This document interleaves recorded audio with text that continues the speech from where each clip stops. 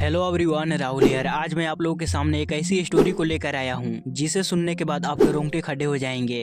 अगर आपसे पूछा जाए इस दुनिया का सबसे अटूट रिश्ता कौन सा है, तो आपका जवाब यही होगा, एक माँ और उसके बच्चे का।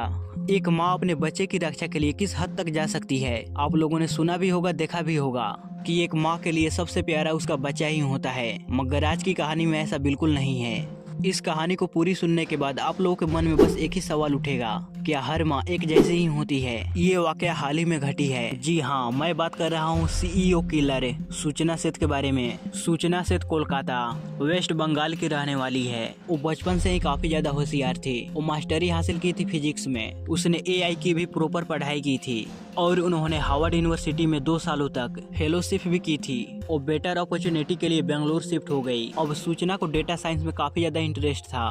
बेंगलोर में सूचना सेठ डेटा साइंस की नौकरी कर रही थी, लेकिन फिर उसने एआई रिलेटेड जॉब की और वो इस फील्ड में 12 सालों तक जॉब की। यहीं पे उसकी मुलाकात हुई वेंकट रमन से। वो केरला के रहने वाला था। वो भी सूचना की तरह काफी ज्यादा इंटेलिजेंट था। उन दोनों की मुलाकात हुई और धीरे धीरे कर दोनों के बीच प्यार हुआ। 2010 में दोनों ने शादी कर ली। सब कुछ इनकी लाइफ में बढ़िया चल रहा था। दोनों साथ में पैसे कमाने में काफी ज्यादा बिजी हो गए। कुछ सालों के बाद दोनों ने डिसाइड किया कि क्यों ना हम साथ ही में कोई स्टार्टअप शुरू करते हैं। दोनों ने साथ में एक स्टार्टअप शुरू की। कुछ समय तो दोनों ने साथ में काम किया, मगर कुछ समय के बाद वेंकट ने उस स्टार्टअप को छोड़ दिया। दूसरी कंपनी ज्वाइन कर ली, जहां पर वो एआई डेवलपर के तौर पे काम किया करता था। अब वेंकट को छोड़ने के बाद स्टार्टअप में सिर्फ सूचना बची थी। वहाँ जैसे तैसे कर स्टार्टअप को संभाल रही थी। अब वेंकट और सूचना को साथ में रहते रहते 9 साल हो गए थे। 9 साल बाद यानी कि 2019 में उनका एक बच्चा हुआ, जिनका नाम वो चिन्मय रखा था।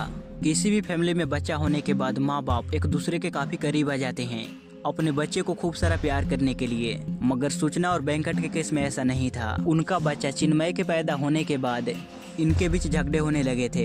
कभी चिन्मय की केयरिंग को लेकर तो कभी एक दूसरे में ही झगड़ने लगते थे। इनके झगड़े खत्म ही नहीं हो रहे थे, बढ़ते ही जा रहे थे, क्योंकि उस समय पूरे दुनिया में लॉकडाउन लगा हुआ था। हम सब अपने घरों में बंद थे। वो दौर हम लोगों के लिए काफी दर्दनाक था, खासकर उन लोगों के लिए जो अपने परिवार से बिल्कुल दूर थे। सूचना और वेंकट के लिए लॉकडाउन वाला जो फेज था, इस दौरान दोनों के बीच लड़ाई झगड़े होते ही रहते थे। 2019 से ही ये दोनों कैसे तैसे कर एक दूसरे को टाले जा रहे थे। मगर 2022 के अगस्त के महीने में दोनों के बीच इतनी बड़ी लड़ाई झगड़े हो गए कि वेंकट घर को छोड़कर चला गया। इस झगड़े के बाद दोनों को रियलाइज हुआ कि हम दोनों साथ में कभी नहीं रह सकते। उसी महीने सूचना ने पुलिस स्टेशन में कंप्लेन लिखवाई कि वेंकट मेरे ऊपर हाथ उठाता है, मुझे मारता पीटता है। अब कहीं न कहीं पानी सर से ऊपर जा चुका था और सूचना वेंकट से डिवोर्स लेना चाहती थी। सूचना ने कोर्ट में वीडियो मैसेजेस, अपनी मेडिकल रिपोर्ट दिखाई, जिसे देखने के बाद ऐसा लग रहा था कि सच में सूचना के साथ गलत हो रहा है, जिससे कोर्ट ने सूचना और वेंकट को चिन्मय से दूर रहने का ऑर्डर दिया। उनका डिवोर्स का भी केस कोर्ट में चल रहा था, जहाँ पे सूचना ने वेंकट रमन से 2.5 लाख पर मंथ की एलमनी मांगी थी। कोर्ट का फैसला सूचना के हक में हुआ, मगर एलमनी अमाउंट 2.5 लाख रुपए महीना नहीं बल्कि 20,000 रुपए रखी गई थी और चिन्मय को सूचना की कस्टडी में दे दिया गया। वेंकट रह रहा था अकेले अपने बीबी और बच्चे से दूर। अब एलमनी देते देते उसे 3 महीने हो गए थे, मगर वेंकट अपने बच्चे से दूर नहीं रह पा रहा था। उसे अपने बेटे के साथ रहना था और वेंकट अपने बेटे से इतना ज्यादा प्यार करता था तो उसने कोर्ट में अपील की कि प्लीज आप मुझे मेरे बेटे से मिलने दीजिए। और वेंकट सब कुछ कर ही रहा था, एलमनी के पैसे दे ही रहा था, तो कोर्ट ने फैसला सुनाया कि वेंकट अपने बेटे से हर रविवार को मिल सकता है, यानी कि हफ्ते में 1 बार। इससे वेंकट काफी ज्यादा खुश हुआ कि मैं अपने बेटे से मिल सकता हूँ। मगर इस फैसले से सूचना को काफी ज्यादा गुस्सा आया। उसने इसके खिलाफ कोर्ट में अपील की, तो वहाँ सूचना को बताया गया कि अगर आप चाहो तो उनके आसपास आप रह सकते हो जब वेंकट और चिन्मय एक दूसरे से मिल रहे हो तो अब, लेकिन आप एक पिता को उसके बच्चे से मिलने से नहीं रोक सकते। कोर्ट के फैसले के बाद पहला संडे आया। वेंकट काफी ज्यादा खुश था कि आज मैं अपने बेटे से मिलूंगा। वहाँ अपने वकील के साथ सूचना के घर पहुंचा अपने बेटे से मिलने के लिए, लेकिन सूचना ने यहाँ पर कोई बहाना बनाकर वेंकट को नहीं मिलने दिया चिन्मय से। इस समय वेंकट ने ज्यादा नहीं सोचा। उसने सोचा कि ठीक है, इस हफ्ते नहीं मिला, अगले संडे मैं उसे मिल लूंगा। अब दूसरा संडे आया, मगर दूसरे संडे को भी सूचना ने कोई बहाना बनाकर चिन्मय को वेंकट से नहीं मिलने दिया। अब ऐसा करते करते 4 हफ्ते बीत गए। वेंकट समझ चुका था कि सूचना ही है जो बहाना बनाकर मुझे चिन्मय से नहीं मिलने दे रहा है। चिन्मय तो घर में ही है। सूचना ऐसा इसलिए कर रही है ताकि मैं अपने बेटे से ही न मिल पाऊं। चौथी संडे को वेंकट ने सूचना के पास कॉल कर कहा कि अगर तुम इस बार मुझे अपने बेटे से नहीं मिलने दी तो मैं सीधा जाकर कोर्ट में कंप्लेन करूंगा। सूचना यहाँ तक तो कामयाब हो रही थी वेंकट और चिन्मय को एक दूसरे से अलग रखने में, मगर अब बात तो कोर्ट में पहुंचने वाली थी तो वहाँ कुछ नहीं कर सकती थी। तो अगला संडे आने से पहले यानी कि 6 जनवरी 2024 को सूचना चिन्मय को लेकर गोवा चली गई, ताकि चिन्मय उस जगह पे हो ही ना तो वेंकट उसे मिल ही नहीं पाएगा। सूचना ने गोवा में एक होटल बुक किया 6 से 10 जनवरी तक के लिए। 6 जनवरी को सूचना और चिन्मय ने होटल में एंटर किया। वहाँ सूचना होटल के स्टाफ से पूछी कि गोवा में कौन कौन सी जगह है जो घूमने लायक है। तो वो 6 और 7वें जनवरी को अपने बेटे के साथ गोवा के अलग अलग जगहों पे घूमी। इस वक्त चिन्मय की उम्र सिर्फ 4 साल थी और डिवोर्स शब्द का मतलब भी नहीं जानता था। वो तो दूर की बात है, वो डिवोर्स शब्द भी नहीं जानता होगा। अब चिन्मय को ऐसा लगा कि मम्मी यहाँ घूमने आई है तो शायद पापा भी यहीं आने वाले होंगे। इसीलिए चिन्मय पूरे दिन अपनी मम्मी से पूछ रहा था कि पापा कहाँ है, पापा कहाँ है, वो कब आएंगे। 7 जनवरी को वेंकट ने सूचना के पास कॉल की ताकि वो अपने बेटे चिन्मय से बात कर सके, मगर इसके लिए भी सूचना ने मना कर दिया। बातों ही बातों में कहा वेंकट ने कि आज मैं चिन्मय से नहीं मिल पाऊंगा, बिजनेस की काम की वजह से मैं इंडोनेशिया आया हुआ हूँ। सूचना को इस बारे में पहले से मालूम ही नहीं था। वह जैसे ही इस वाकया को सुनी तो वो थोड़ी खुश हो गई। ऐसा क्यों, ये आपको वीडियो में आगे मालूम पड़ेगा। 7 जनवरी को रात के करीबन 10 बजे सूचना ने होटल के काउंटर पे एक कैब को बुक करने के लिए कहा। वैसे तो वो 10 तारीख तक गोवा में रुकने वाली थी, मगर बेंगलोर में अचानक कोई काम आ जाने की वजह से उसे वापस बेंगलोर जाना था। होटल स्टाफ ने उसे सलाह दी कि अगर आप चाहो तो फ्लाइट से भी जा सकते हो, इससे आपके बहुत सारे पैसे भी बच जाएंगे, क्योंकि गोवा से बेंगलोर 600 किलोमीटर की दूरी पे है।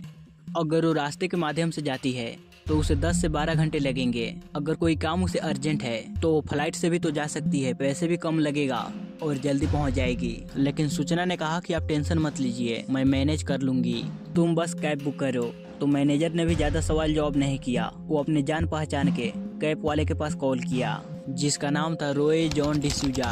और रोय को रात के समय गाड़ी चलाने का काफी ज्यादा शौक था, क्योंकि रात के समय ज्यादा ट्रैफिक नहीं होती और किसी को भी रात के समय कैब की जरूरत होती तो होटल स्टाफ रोय के पास ही कॉल करते। जैसे ही रोय के पास कॉल आया तो उसने पहले तो हाँ कहा, मगर उसे जब मालूम पड़ा कि सवारी को बेंगलोर तक ले जाना है और उस पैसेंजर को वहाँ छोड़कर अकेले आना पड़ेगा, तो रोय ने कहा मैं 15,000 नहीं बल्कि 30,000 रुपए चार्ज करूंगा और साथ में एक और ड्राइवर को ले जाऊंगा, क्योंकि सफर लंबा होने वाला है। उसके साथ एक और ड्राइवर इसलिए था अगर वो रास्ते में थक जाए तो बारी बारी से ये कर गाड़ी को चला सके।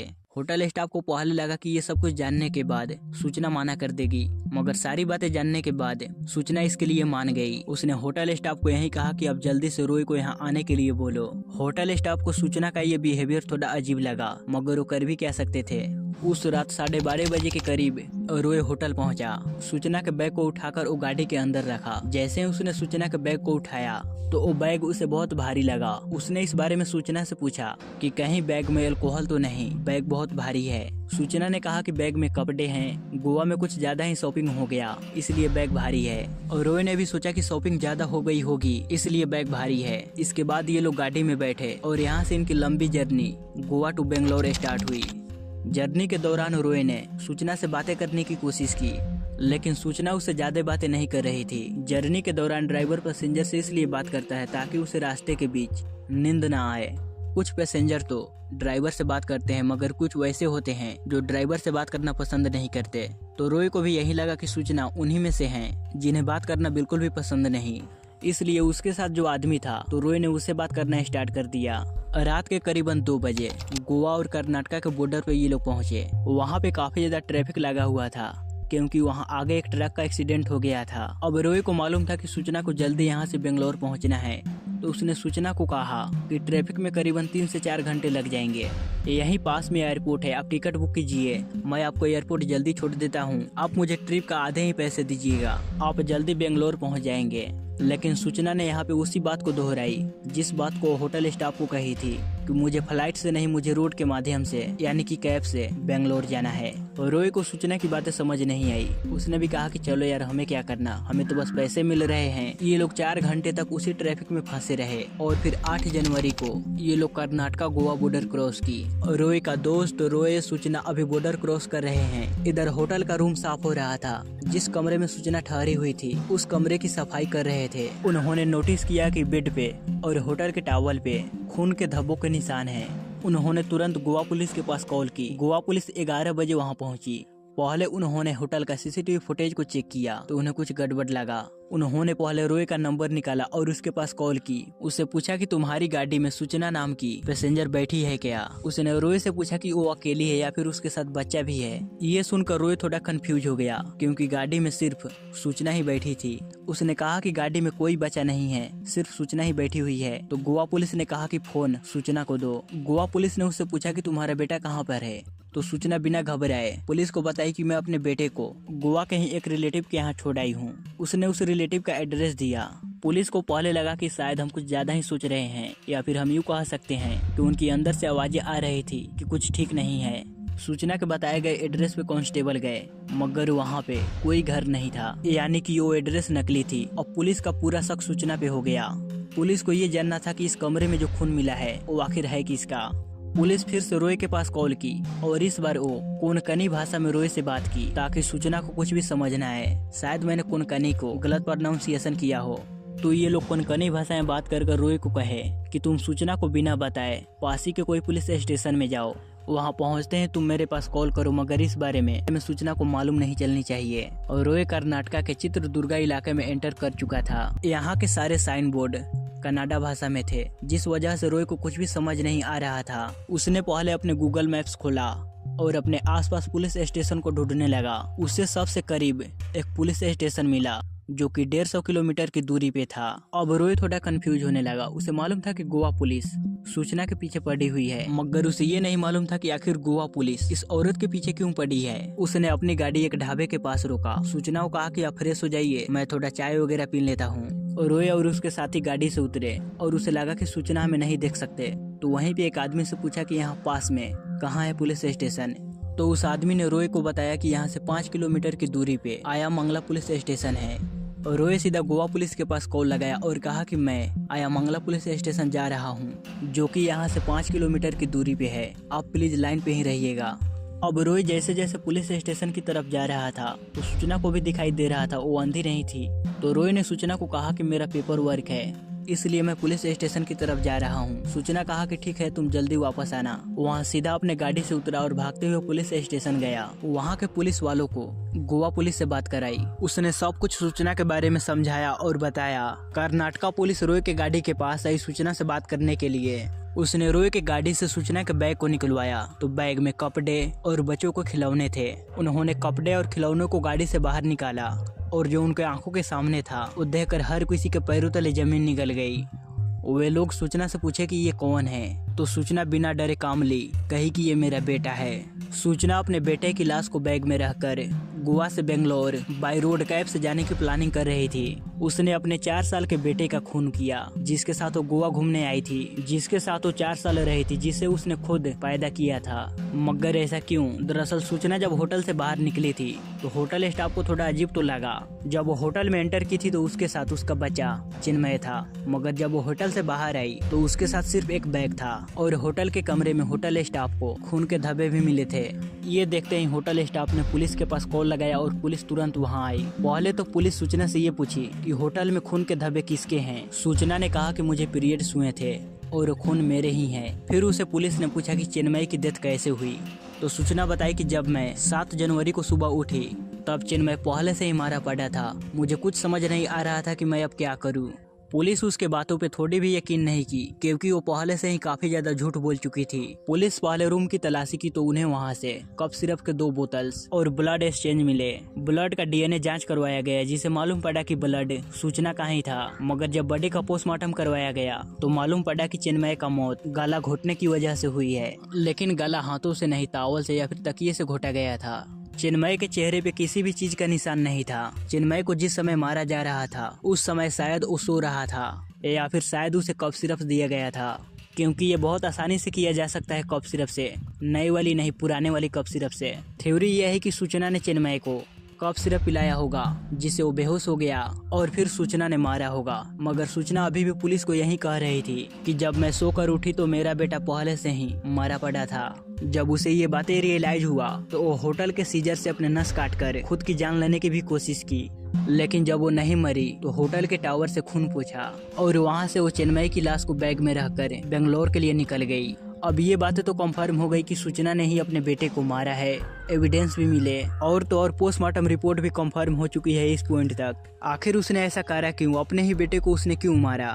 जिस ट्रॉली के बैग में चिन्मय की लाश मिली, उस बैग में एक लेटर भी मिला पुलिस को, जिसमें ये लिखा था कि मैं कोर्ट के फैसले से खुश नहीं हूँ। यानी कि सूचना ये नहीं चाहती थी कि चिन्मय और वेंकट दोनों एक दूसरे से मिले। उसके और वेंकट के बीच में दरार पड़ गई थी, जिससे वो वेंकट से नफरत करने लगी थी। वेंकट और चिन्मय के बीच की प्यार, उनकी नजदीकियां सूचना से बर्दाश्त नहीं होता था। लेकिन उसे ये चीज पसंद नहीं थी कि वेंकट को इस दुनिया में कोई चीज खुश कर सकती है। उसे लगा कि चिन्मय के लिए वेंकट कुछ भी कर गुजरने के लिए तैयार है। वो चिन्मय को देखकर काफी ज्यादा खुश होता है, तो गुस्से में आकर सूचना ने अपने ही बेटे को मार डाली ताकि वेंकट कभी खुश ना हो पाए। फिलहाल तो सूचना पुलिस कस्टडी में है, मगर कंफर्म उसे कड़ी से कड़ी सजा मिलेगी। सो गाइस, आप लोगों के मुताबिक सूचना को क्या सजा मिलनी चाहिए और इस केस के ऊपर आप लोगों की क्या राय है, कमेंट सेक्शन में जरूर बताइएगा। Thank you.